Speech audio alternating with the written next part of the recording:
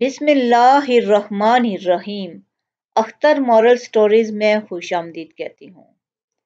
ابوالکلام آزاد کہتے ہیں، ایک رات میری والدہ نے میرے والد کے سامنے کچھ سالن اور جلی ہوئی روٹی رکھ دی اور میں والد کے رد عمل کا انتظار کرتا رہا کہ شاید وہ غصے کا اظہار کریں گے، لیکن انہوں نے انتہائی سکون سے کھانا کھایا اور ساتھ ہی مجھ سے پوچھا کہ آج اسکول میں میرا دن کیسا گزرا۔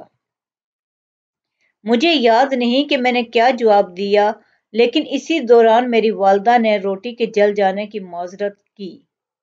میرے والد نے کہا، کوئی بات نہیں، مجھے تو یہ روٹی کھا کر بہت مزہ آیا ہے۔ اس رات جب میں اپنے والد کو شب بخیر کہنے ان کے کمرے میں گیا تو ان سے وجہ پوچھ لی، کیا واقعی آپ کو جلی ہوئی روٹی کھا کر مزہ آیا ہے؟ انہوں نے جواب دیا، بیٹا، ایک جلی ہوئی روٹی کچھ نقصان نہیں پہنچاتی، مگر تلخ رد عمل اور بدزبانی انسان کے جذبات کو مجروح کر دیتی ہے۔ میرے بچے، یہ دنیا بے شمار ناپسندیدہ چیزوں اور لوگوں سے بھری پڑی ہے۔ میں بھی کوئی مکمل یا بہترین انسان نہیں ہوں اور میں یہ سمجھتا ہوں کہ ارد گرد کے لوگوں سے بھی غلطی ہو سکتی ہے۔ ایک دوسرے کی غلطیوں کو درگزر کرنا، رشتوں کو بخوبی نبھانا، اعلیٰ ظرفی کا مظاہرہ کرنا ہی تعلقات میں بہتری کا سبب بنتا ہے۔